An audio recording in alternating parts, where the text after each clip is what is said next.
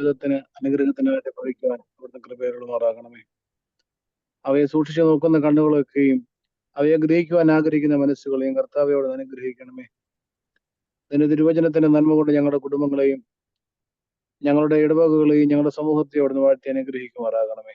കർത്താവെ, ഹൃദയങ്ങളെയും അസ്ഥിമജ്ജകളെയും വേർപിടിക്കും വരെ തുളച്ചു ചെല്ലുന്നതായ അവിടുത്തെ ഇരുവായ തെളിവുള്ള വചനം കൊണ്ട് പുഷ്ടിപ്പെടുവാനും അവ കൊണ്ട് സന്തുഷ്ടരായി തീരുവാൻ ഞങ്ങളെ അവിടുന്ന് ഇടയാക്കുമാറാകണമേ.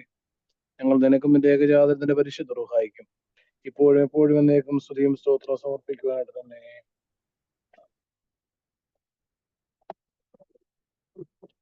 നമ്മള് നേരിട്ട് അങ്ങ് തുടങ്ങും. Meeting class തുടങ്ങുമല്ലേ?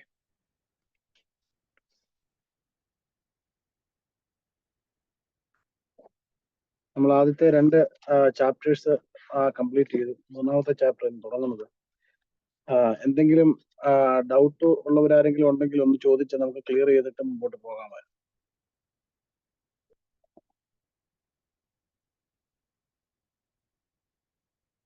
വേറെ ചോദ്യങ്ങളൊന്നും വന്നില്ല അച്ഛാ കഴിഞ്ഞ ആഴ്ച?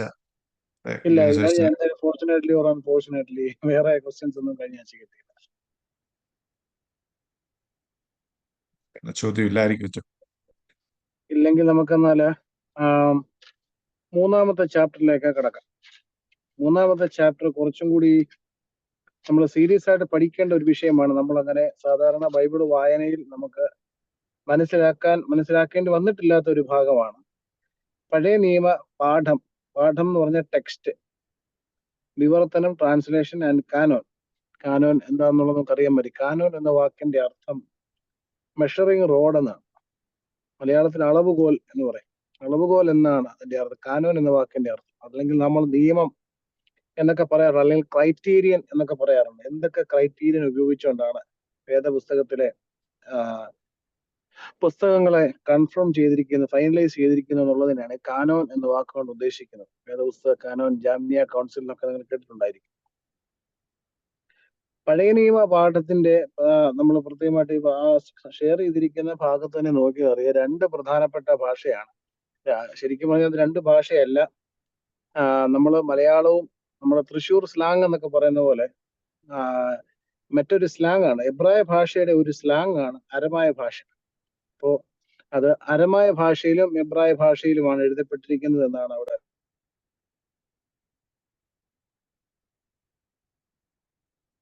മ്യൂട്ടായല്ലോ. 2 പ്രധാനപ്പെട്ട ഭാഷയെ കുറിച്ചാണ് ഇവിടെ പറഞ്ഞത്. കേൾക്കാമല്ലോ അല്ലേ? കേൾക്കാം. ഓക്കെ. 2 പ്രധാനപ്പെട്ട ഭാഷയെ കുറിച്ച് ഇപ്പോൾ അവിടെ സൂചിപ്പിച്ചത്, അത് ഒന്ന് എബ്രായ.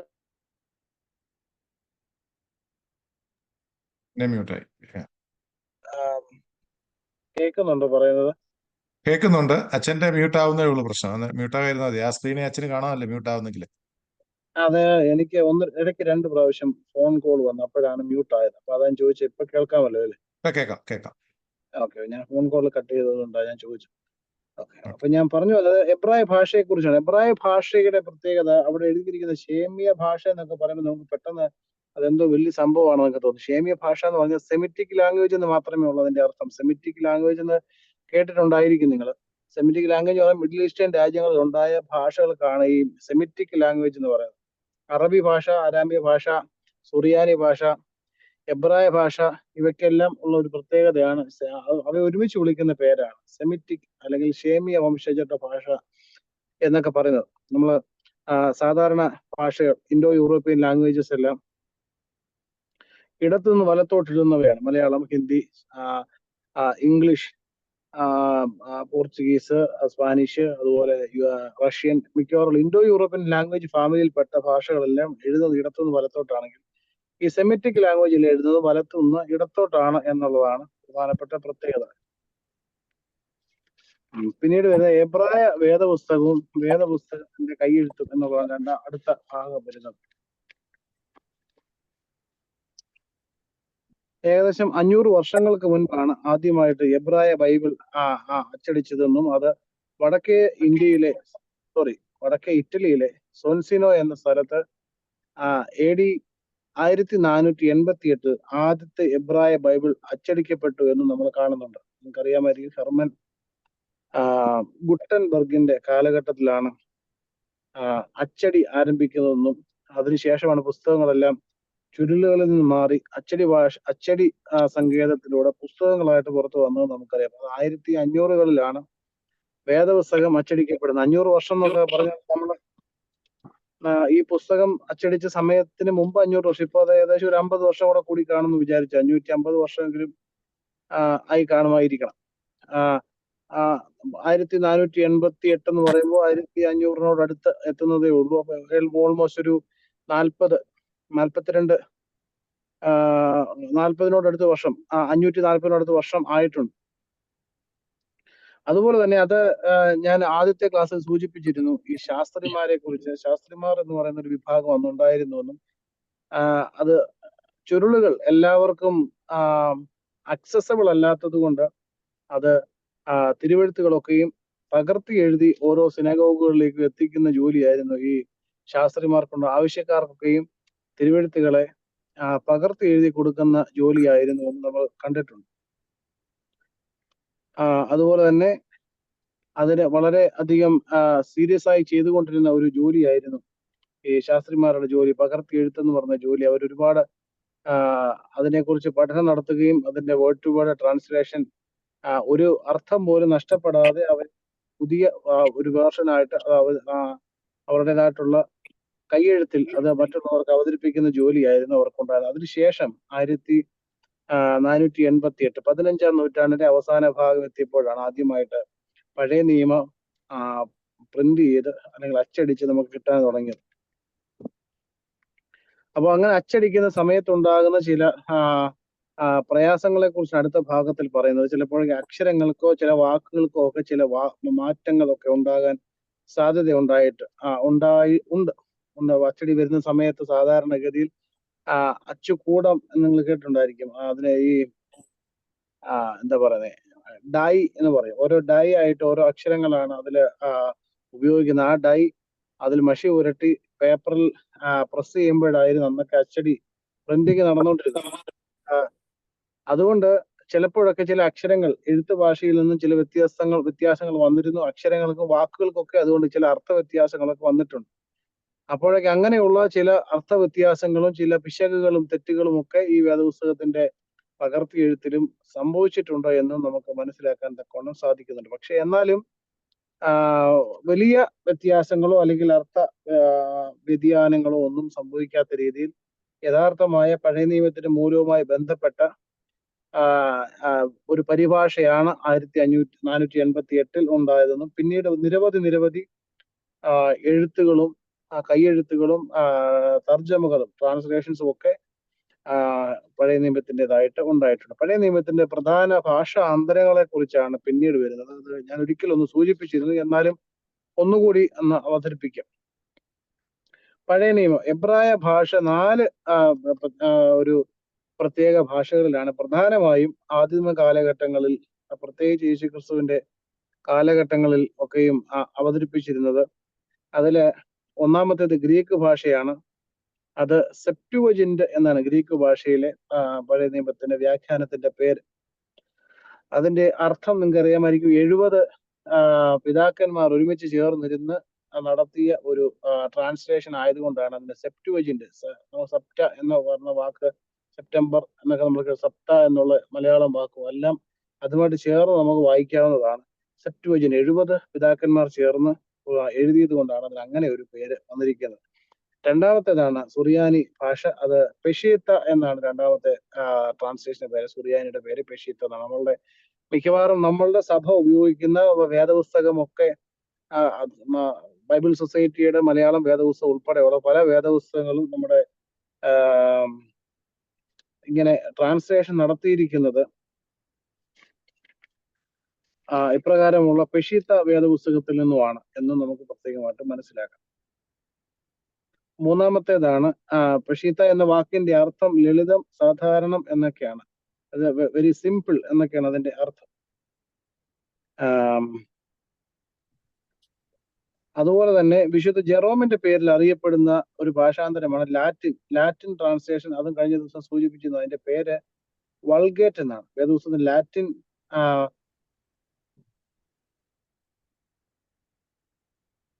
അച്ഛൻ പോയി.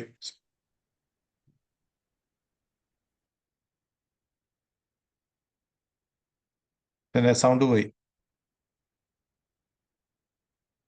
ഹലോ, അച്ഛൻ കേൾക്കാമോ?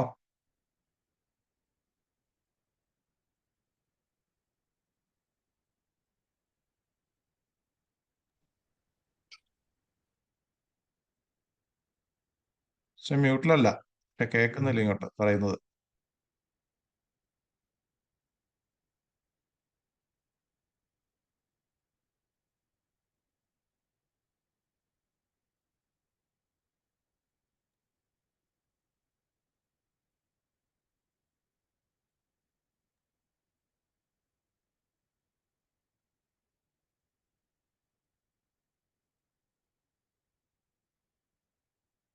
അച്ഛൻ റീജോയിൻ ചെയ്യട്ടെ.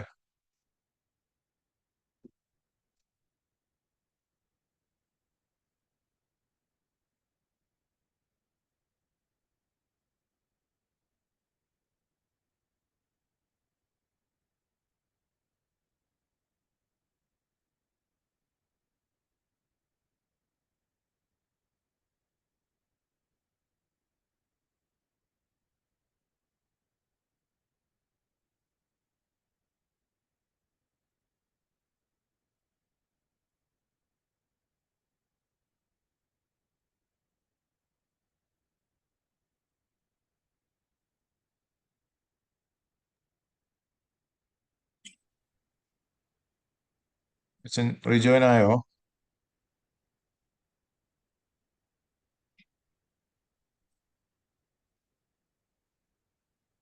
ഹലോ,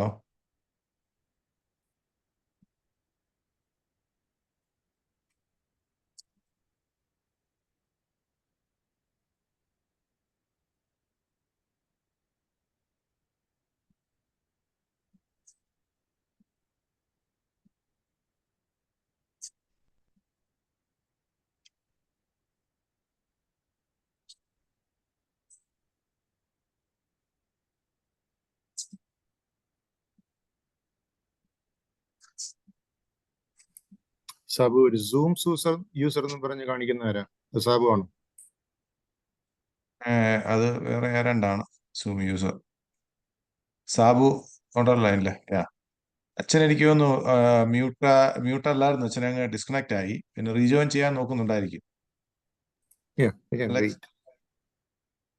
അലക്സിനെ ഒന്ന് വിളിക്കാനുള്ള സൗകര്യമാണ് നോക്കുന്നത്.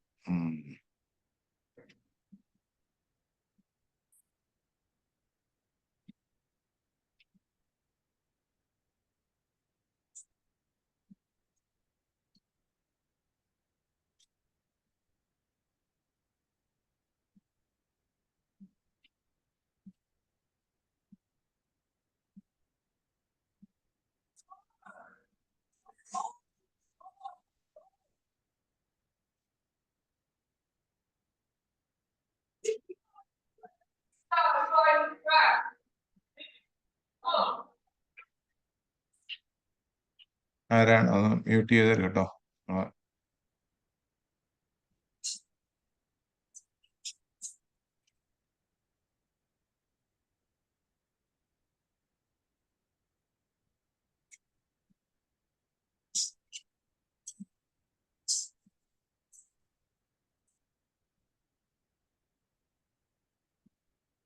ഓക്കെ,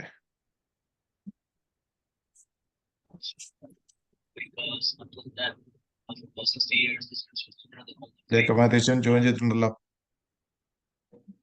ജേക്കബ് മാത്യു അച്ഛൻ അച്ഛനാണോ?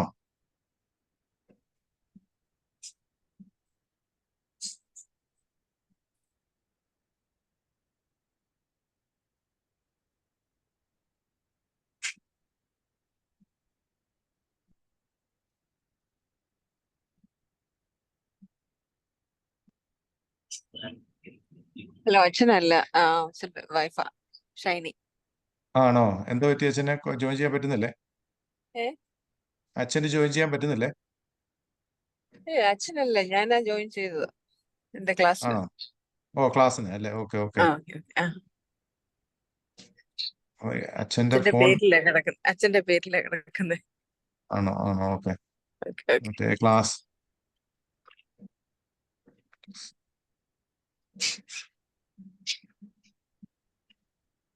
ഇതുവഴി എന്റെ നാമം നിർത്താൻ എടുക്കുന്നു.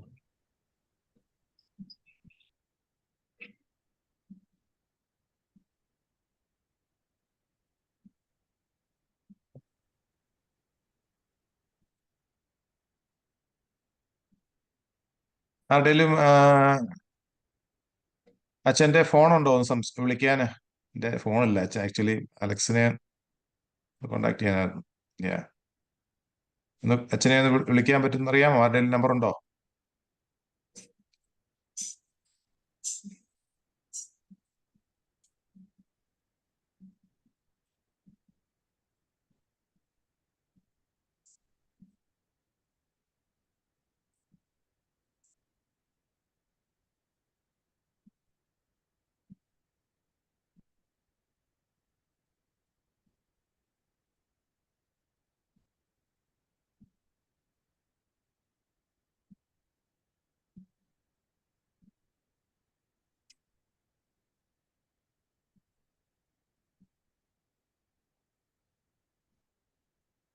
അലക്സിനെ ഒന്ന് കോണ്ടാക്ട് ചെയ്യാമോ?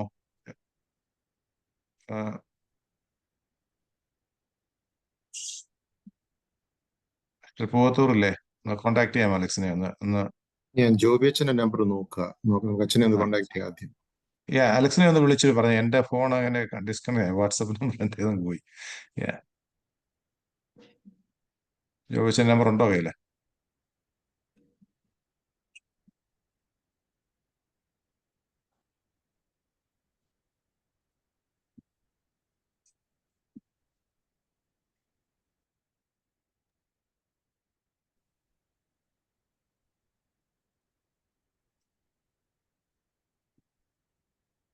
വാട്സപ്പിന് ഒരു അപ്ഡേറ്റ് കയറി വന്നിരിക്കുക, അപ്പൊ അത് അപ്ഡേറ്റ് ചെയ്യാതെ ഇനി പോകാൻ പറ്റില്ല.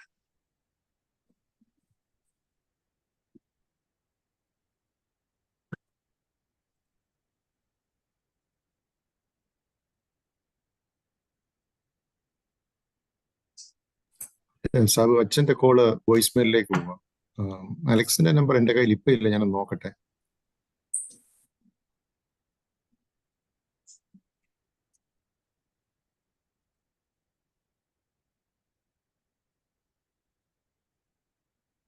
വാട്സപ്പിനകത്തോടെ അലക്സിനെ ഇത് അലക്സ് വർഗീസ് അല്ലേ? Alex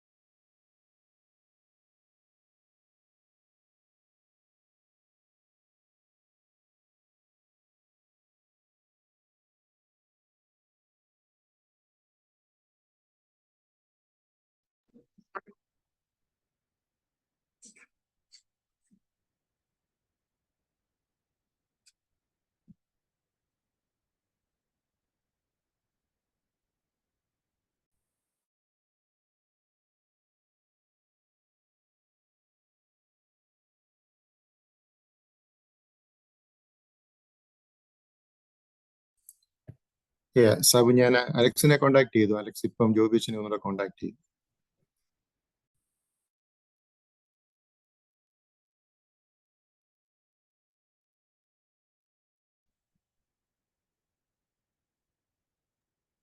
okay, thank you. ഇത് നെൽസൺ ആണേ. അപ്പം അലക്സ് മനസ്സിലായി. ഓക്കെ.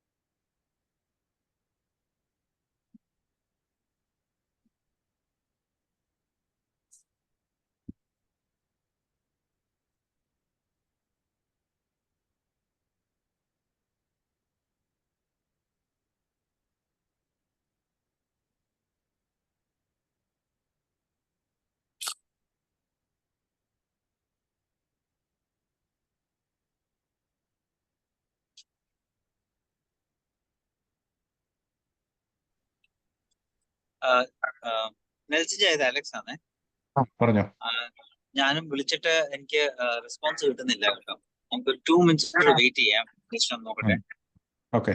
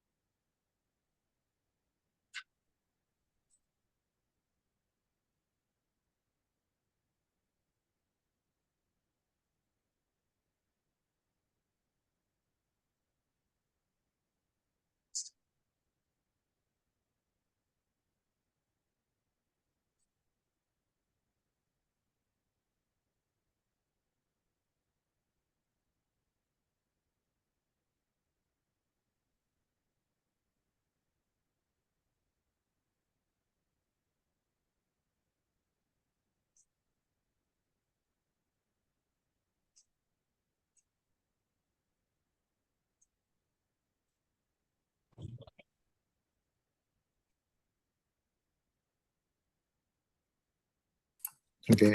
നെൽസൺ, അച്ഛൻ റിപ്ലൈ ചെയ്തു. അച്ഛന് ഒരു ഫ്യൂണറൽ ഹോമിലാണ്. അച്ഛനെ അവിടുത്തെ ഇന്റർനെറ്റ് അച്ഛനെ അലോ ചെയ്യുന്നില്ലെന്ന് കണക്ട് ചെയ്യാനായിട്ട്. സോ പിന്നെ അലക്സ് കേട്ടല്ലോ അല്ലേ? അലക്സ്, നമുക്ക് 1 മിനിറ്റ് പെട്ടെന്നൊന്ന് എന്നാ ചെയ്യുന്നേ? അലക്സ് സംസാരിക്കാൻ പറ്റിയോ?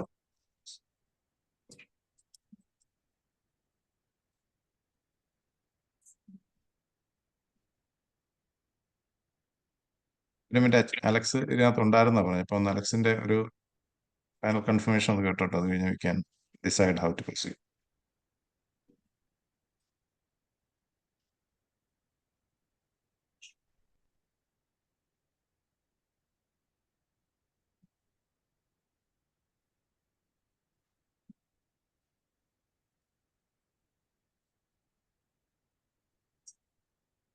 ആർക്കെങ്കിലും എന്തെങ്കിലും ചോദ്യങ്ങൾ ഇതിനോടനുബന്ധിച്ചുണ്ടോ ഈ പാഠത്തോട്? അത് ഞാൻ വേണേ ഒന്ന് നോട്ട് ചെയ്തിട്ട് അയച്ചു കൊടുക്കാം.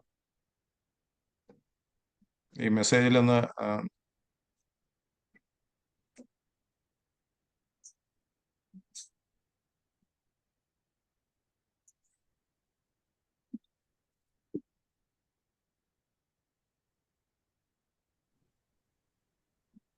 ഞാൻ റേച്ചലാണ്. കഴിഞ്ഞ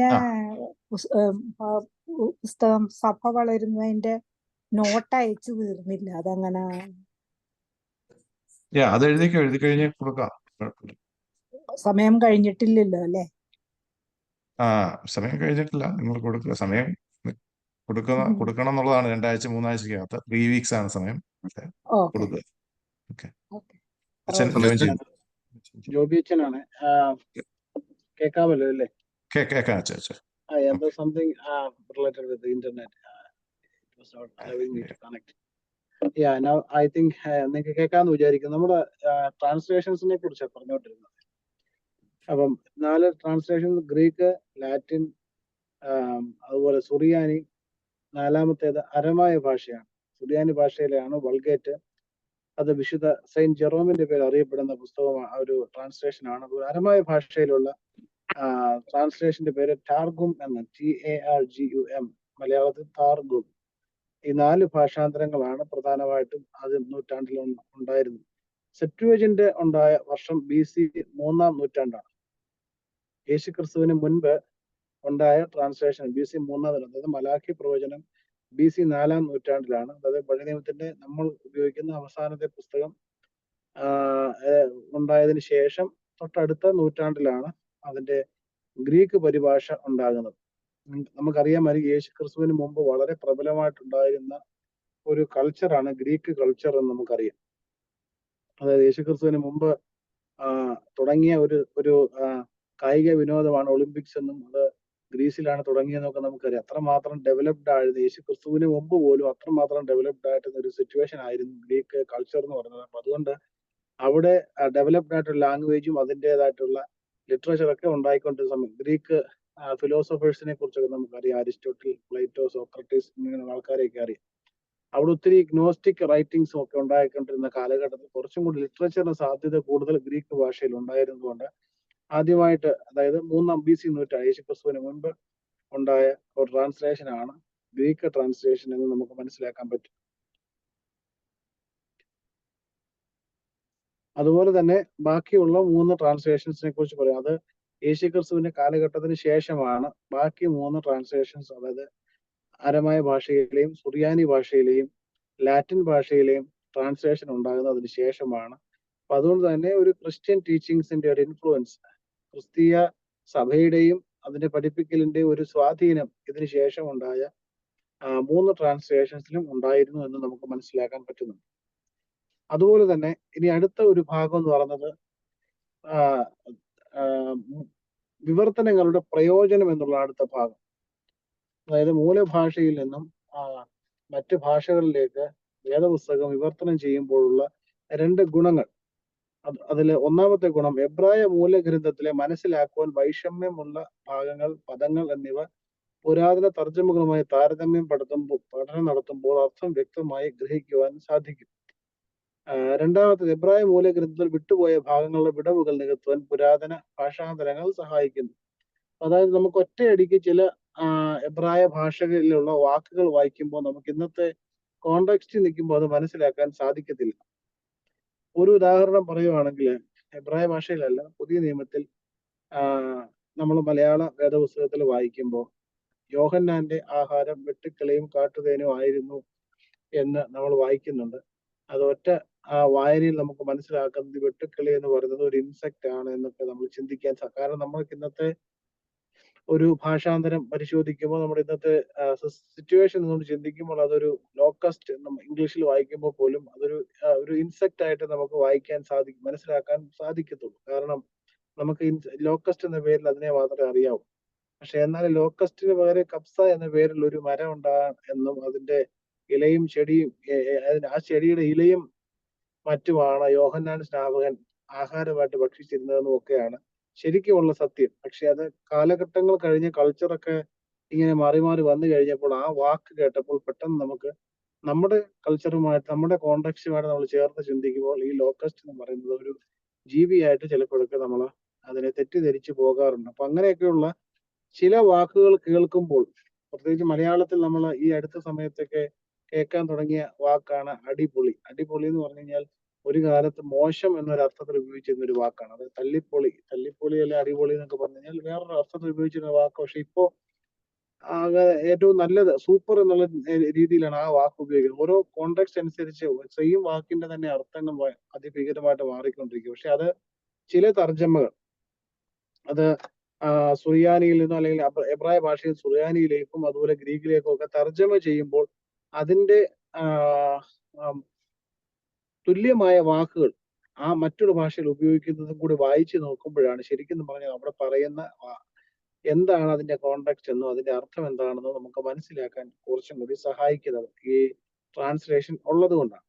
ട്രാൻസ്ലേഷൻ അങ്ങനെ ഒരു ഗുണം ഉള്ളതുപോലെ തന്നെ മറ്റു ചില ദോഷങ്ങളുമുണ്ട്. നമുക്കറിയാം, നമ്മുടെ സഹോദര മതമായ ഇസ്ലാം മതം അവരുടെ ഔദ്യോഗിക ഗ്രന്ഥമായ ഖുർആൻ ഔദ്യോഗികമായി അവർ ട്രാൻസ്ലേറ്റ് ചെയ്യാറില്ല. മറ്റു ചില മൈനർ ട്രാൻസ്ലേഷൻസ് ഒക്കെ ഉണ്ടെങ്കിൽ അതൊന്നും അവരുടെ മതം മുഴുവനായിട്ട് അംഗീകരിച്ചിട്ടുള്ള സംഭവങ്ങളല്ല നമുക്കറിയാം. അവരത് ചെയ്യാത്തതിന്റെ പ്രധാനപ്പെട്ട കാരണം ഇത് തന്നെയാണ്. അതിന്റെ ചില അർത്ഥങ്ങൾ അല്ലെങ്കിൽ മൂലഭാഷയിൽ ഉപയോഗിച്ചിരിക്കുന്ന ചില വാക്കുകൾ ചിലപ്പോഴൊക്കെ അത് എത്ര ട്രാൻസ്ലേറ്റ് ചെയ്യാൻ ശ്രമിച്ചാലും അത് അടുത്ത ഭാഷയിലേക്ക് വരുമ്പോൾ അതിന് പൂർണ്ണമായ അർത്ഥം കിട്ടില്ല എന്നുള്ളതാണ് ഏറ്റവും പ്രധാനപ്പെട്ട ഒരു വലിയ സത്യം. അതുകൊണ്ട് അതും ഒരു അപകട സാധ്യത, ഭാഷാന്തരങ്ങളും അപകട സാധ്യത എന്നുള്ളതാണ് പിന്നീട് വരുന്ന ഭാഗം. നമുക്ക് ഈ പദാനുപദ വിവർത്തനം എന്ന് പറഞ്ഞാൽ വേർഡ് ടു വേർഡ് ട്രാൻസ്ലേഷൻ എന്നാണ് ശരിക്കും പറയാം അതിന്റെ അർത്ഥം. പദാനുപദം വിവർത്തനം ചെയ്യുമ്പോൾ ഉണ്ടാകുന്ന ഒരുപാട് പ്രശ്നങ്ങൾ ഉണ്ട്. ആ ഒരു സാഹചര്യം നമ്മൾ എനിക്ക് ഉദാഹരണം പെട്ടെന്ന് പറയാൻ ഉള്ള ഒരു സാഹചര്യം കിട്ടുന്നില്ല. അങ്ങനെയുള്ള ചില പദാനുപദം, ചില വാക്കുകൾക്ക് തുല്യമായിട്ടുള്ള ഒരു പദം മറ്റു ഭാഷയിൽ ഉണ്ടാകാൻ സാധ്യതയില്ല. നമ്മുടെ നാട്ടിൽ ഉപയോഗിക്കുന്ന ചില മരങ്ങൾ അല്ലെങ്കിൽ ചില മരുന്നുകൾ അല്ലെങ്കിൽ ചില വസ്തുക്കൾ അത് മറ്റൊരു രാജ്യത്തില്ലായിരിക്കും. അതുകൊണ്ട് സ്വാഭാവികമായിട്ട് ആ രാജ്യത്ത് അതിന്റെ തത്തുല്യമായ ഒരു വാക്ക് ഉണ്ടാകില്ല. ഇനി അഥവാ അങ്ങനെ ഒരു വാക്ക് ഉണ്ടെങ്കിൽ തന്നെ ആ നാട്ടിൽ വേറൊരു അർത്ഥമായിരിക്കും അതേ സെയിം വാക്കിന് ഉപയോഗിക്കുന്നത്.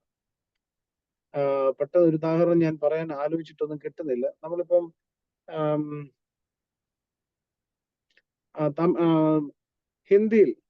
ഹിന്ദിയിൽ നമ്മൾ നാക്ക് എന്ന് പറഞ്ഞു കഴിഞ്ഞാൽ അതിന്റെ അർത്ഥം മൂക്കെന്നാണ്. ഹിന്ദി അറിയാൻ പറ്റും. കലം എന്ന് ഹിന്ദിയിൽ പറഞ്ഞാൽ അത് മലയാളത്തിൽ ഒരു അർത്ഥമാണെങ്കിൽ കലം എന്ന വാക്കിന് ഹിന്ദിയിൽ വേറൊരു അർത്ഥമാണ്. അതുകൊണ്ട് ചില വാക്കുകൾ നമുക്ക് അതുപോലെ ഉപയോഗിക്കാനും പറ്റില്ല, അത് ട്രാൻസ്ലേറ്റ് ചെയ്ത് ഉപയോഗിക്കാനും പറ്റാത്ത സിറ്റുവേഷൻ ഉണ്ടാകാറുണ്ട്. അതുകൊണ്ട് ട്രാൻസ്ലേറ്റ് ചെയ്യാൻ ചില പരിമിതികളും ഉണ്ടാകാറുണ്ട്. അതുകൊണ്ട് ഒരു എക്സാമ്പിൾ വെച്ചോ, ദൈവമേ നീ പരിശുദ്ധനാകുന്നു നമ്മൾ പ്രാർത്ഥിക്കുന്നതിന്റെ അതെ. മറ്റെല്ലാ ഭാഷയിലും ദൈവത്തെ അഭിസംബോധന ചെയ്യാൻ നീ എന്നൊരു വാക്ക് ഉപയോഗിക്കാം. പക്ഷേ നമ്മൾ മലയാളത്തിലോ നമ്മളെ ഇന്ത്യൻ ലാംഗ്വേജസിലൊന്നും നമ്മൾ അങ്ങനെ തും അല്ലെങ്കിൽ തു എന്നുള്ള വാക്കൊന്നും ദൈവത്തെ, അല്ലെങ്കിൽ ഈ മലയാളത്തിൽ നീ എന്ന വാക്ക് പരമാവധി നമ്മൾ ഉപയോഗിക്കാറില്ല. പക്ഷെ നമ്മൾ പദാനുപദം വിവർത്തനം ചെയ്തപ്പോൾ സ്വാഭാവികമായിട്ടും ദൈവമേ നീ പരിശുദ്ധനാകുന്നു എന്ന വാക്ക് ഉപയോഗിക്കുന്നത് വളരെ നല്ലൊരു ഉദാഹരണം. Thank you. നല്ലൊരു ഉദാഹരണമായിരുന്നു. അപ്പൊ അങ്ങനെയുള്ള വലിയ അപകടങ്ങളും ഈ ട്രാൻസ്ലേഷൻ നടക്കുന്ന സമയത്ത് ഉണ്ടാകാൻ സാധ്യതയുണ്ട്. അതുകൊണ്ട് നമ്മൾ ചിലപ്പോഴൊക്കെ ഈ ചില വാക്യങ്ങൾ കേൾക്കുമ്പോൾ, ചില വാക്യങ്ങൾ നമ്മൾ പഠിക്കാൻ വേണ്ടി വേദപുസ്തകം വായിക്കുമ്പോൾ ചില ഭാഗങ്ങൾ കാണുമ്പോൾ നമ്മൾ അത് പ്രത്യേകമായിട്ട് ശ്രദ്ധിക്കുക. അതിന്റെ റൂട്ട് ലാംഗ്വേജിൽ ഉപയോഗിച്ചിരിക്കുന്ന വാക്ക് എന്താണെന്നും അതുകൊണ്ട് എന്താണ് അർത്ഥമാകുന്നതൊക്കെ ഒന്ന് പഠിക്കാൻ ശ്രമിച്ചാൽ കുറച്ചും കൂടി നമുക്ക് വേദപുസ്തകത്തെ കുറിച്ച് മനസ്സിലാക്കാൻ സാധിക്കും. അല്ലാതെ നമ്മളൊരു വാക്കിന്റെ ഡിക്ഷണറി മീനിങ് മാത്രം ഉപയോഗിച്ചുകൊണ്ട് വേദപുസ്തകം പഠിക്കാൻ ശ്രമിച്ചാൽ അത് ഒരു വലിയ പരാജയമായിട്ട് മാറും. അതുകൊണ്ടാണ് നമ്മൾ ഒരുപാട് കമന്ററീസ്, നമ്മുടെ സഭാപിതാക്കന്മാരുടെ വിവർത്തനങ്ങൾ, കമന്ററീസ് പറഞ്ഞാൽ അത് എന്താ പറയുന്നത്, എക്സ്പ്ലനേഷൻസ്, ഇന്റർപ്രിട്ടേഷൻസ് ഒക്കെ ഒരുപാട് ആളുകൾ എഴുതിയിട്ടുണ്ട്. അതും നമ്മുടെ സഭയിൽ ഉപയോഗിക്കുന്ന വേദപുസ്തകത്തിന്റെ പഠനത്തിനുള്ള ഒരുപാട് സാധ്യതകളുണ്ട്. പ്രത്യേകിച്ച് നമ്മുടെ ലിറ്ററേച്ചർ പോലുള്ള കാര്യങ്ങളൊക്കെ വേദപുസ്തകത്തിലെ പല കാര്യങ്ങളെയും വളരെ നല്ല രീതിയിൽ വിശദീകരിക്കുന്നുണ്ട്. അപ്പൊ അങ്ങനെ നമ്മുടെ ലിറ്ററേച്ചറിലും അതുപോലെ മറ്റ് സഭാപിതാക്കന്മാർ ഇന്റർപ്രിട്ടേഷൻ ഒക്കെ വായിച്ചു കഴിയുമ്പോഴാണ് അവിടെ എന്താണ് ശരിക്കും ഉദ്ദേശിച്ചിരിക്കുന്നത് എന്ന് നമുക്ക് മനസ്സിലാക്കാൻ സാധിക്കുന്നുണ്ട്. അപ്പൊ അത് നമ്മൾ പ്രത്യേകമായിട്ട് ശ്രദ്ധിക്കുക. അങ്ങനെ ഒരു രണ്ട് ഭാഷ ട്രാൻസ്ലേറ്റ് ചെയ്യുമ്പോൾ ഉണ്ടാകുന്ന ഗുണങ്ങളും ദോഷങ്ങളുമാണ് ഇത്ര നേരം പറഞ്ഞത്. ഇനി കാനോൻ എന്ന വാക്കിനെ കുറിച്ച്, പഴയ നിയമ കാനോനെ കുറിച്ച് നമുക്ക് ഒന്ന് സംസാരിക്കാം. കാനോൻ എന്ന വാക്കിന് അളവുകോൽ എന്നാണ് അർത്ഥം എന്ന് കൃത്യമായിട്ട് നമ്മൾ മുമ്പേ പറഞ്ഞു. അതായത് ക്രൈറ്റീരിയൻ എന്നാണ് ശരിക്കും പറഞ്ഞാൽ അതിന്റെ ഒരു മീനിങ്. പക്ഷെ വേർഡ് മീനിങ് എന്ന് പറയുന്നത്, ലിറ്ററൽ മീനിങ് ആയിട്ട് പറയുന്നത് മെഷറിംഗ് റോഡ് എന്നാണ്. ഒരു വസ്തുവിനെ നമ്മൾ അളക്കാൻ ഉപയോഗിക്കുന്ന കോൽ, അളവുകോൽ എന്നാണ് അതിനെ ഉപയോഗിക്കുന്നത്. പക്ഷെ അത് നമ്മൾ വേദപുസ്തകവുമായിട്ട് ബന്ധപ്പെട്ട കാര്യങ്ങൾ വരുമ്പോൾ വേദപുസ്തകത്തിലെ പുസ്തകങ്ങളെ, അല്ലെങ്കിൽ പഴയ നിയമത്തിലെ പുസ്തകങ്ങൾ പഴയ നിയമം എന്ന പേരിൽ നമ്മൾ ഉപയോഗിക്കാൻ എന്തൊക്കെയാണ് ക്രൈറ്റീരിയൻ എന്ന് ചിന്തിക്കുന്ന ഒരു അളവുകോലിനാണ് കാനോൻ എന്ന് പറയുന്നത്. അത് വേദപുസ്തകത്തെ കുറിച്ച് മാത്രമല്ല, നമുക്ക് അറിയാമല്ലോ, ഹൂദായ കാനോൻ നിങ്ങൾ കേട്ടിട്ടുണ്ടായിരിക്കും. നമ്മൾ വിശ്വാസവും അല്ലെങ്കിൽ സഭാപരമായ കാര്യങ്ങളെ നമ്മൾ എപ്രകാരമാണ് അനുവർത്തിക്കേണ്ടത്, ക്രൈസ്തവ സമൂഹം എപ്രകാരമാണ് അനുവർത്തിക്കേണ്ടത് എന്ന് പറയുന്ന ബാറബ്രായ രചിച്ച ഒരു പുസ്തകമാണ് ഈ ഹൂദായ കാനോൻ. ഹൂദായ കാനോൻ എല്ലാ വേദപുസ്തകത്തിന്റെ കാര്യത്തിൽ മാത്രമല്ല, സഭാ ജീവിതത്തിലും ഈ കാനോൻ എന്ന് പറയുന്ന ആപ്ലിക്കബിൾ ആണ്. പലതരത്തിലുള്ള കാനോൻ, അതുപോലെ ഒരു കാനോനാണ് വേദപുസ്തക കാനോൻ. അപ്പൊ ആ സമയത്ത് നമുക്കറിയാം ഈ ചുരുളുകളൊക്കെ ലഭിക്കുന്ന സമയത്ത് ഒരുപാട് റൈറ്റിങ്സ് ഉണ്ട്. ഈ റൈറ്റിങ്സ് എല്ലാം കൂടെ കിട്ടിക്കഴിഞ്ഞപ്പോഴാണ് നമ്മുടെ സഭാപിതാക്കന്മാർക്ക് സംശയം ഉണ്ടാകുന്നത്. നമ്മൾ ഇതിൽ ഏതൊക്കെ ഉപയോഗിക്കണം, ഏതൊക്കെ കളയണം, അല്ലെങ്കിൽ ഏതൊക്കെ ഇമ്പോർട്ടന്റ് ആണ്, ഏതൊക്കെ അൺഇമ്പോർട്ടന്റ് ആണ് എന്നുള്ള ഒരു വലിയ ചിന്ത വന്നു.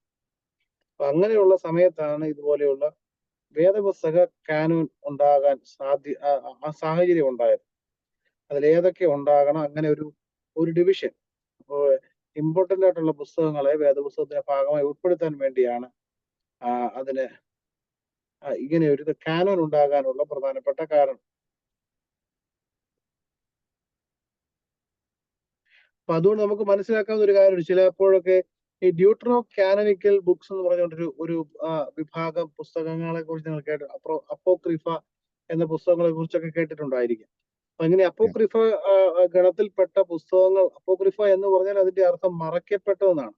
മറയ്ക്കപ്പെട്ടെന്ന് പറയുമ്പോൾ തന്നെ അറിയാം അതവിടെ ഉണ്ട്, പക്ഷെ അത് മറഞ്ഞിരിക്കുന്നു എന്ന് മാത്രമേ ഉള്ളൂ എന്നാണ് അതിന്റെ അർത്ഥം.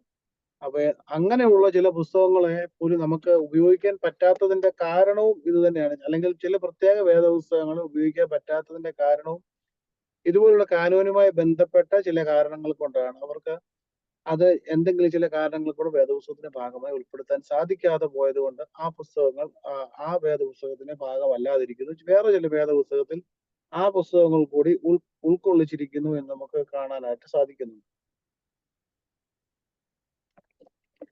അതാണ് വേദപുസ്തക കാനോനുമായിട്ട് ബന്ധപ്പെട്ട കാനോനിന്റെ എന്താണ് കാനോൻ, അല്ലെങ്കിൽ എന്തിനാണ് why we use the canon for the classification of biblical books or the confirmation of biblical books എന്ന് ചിന്തിക്കുമ്പോൾ ഒരു വലിയ ഉത്തരവാദം എത്രമാത്രം ഈ കാനോൻ, വേദപുസ്തക കാനോൻ നമ്മുടെ ഇപ്പോൾ ഉപയോഗിക്കുന്ന വേദപുസ്തകത്തിന് സഹായകരമായിട്ടുണ്ട് എന്നുള്ളതാണ് ഒരു ചിന്ത.